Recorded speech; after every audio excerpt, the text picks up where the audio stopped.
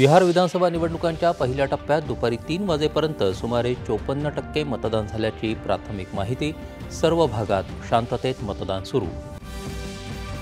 आर्थिक अनियमितता झाल्यास कारवाई झालीच पाहिजे, यावर सरकारमधल्या सर्व पक्षांचं एकमत.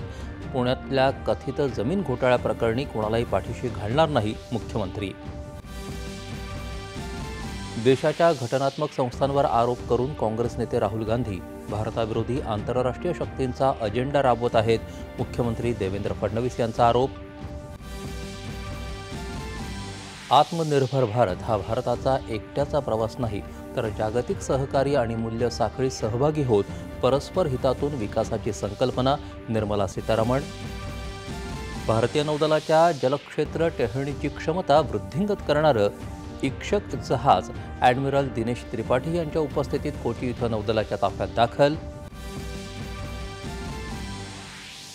पंतप्रधान नरेंद्र मोदी यांच्या प्रमुख उपस्थितीत उद्या वंदे मातरम या राष्ट्रीय गीताच्या 150 वर्षांच्या स्मरणोत्सवाचं उद्घाटन.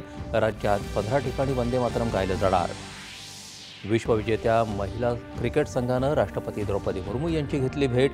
जगभरातले भारतीय तुमचा विश्वविजय साजरा करत आहेत, राष्ट्रपतींचे गौरवोद्गार.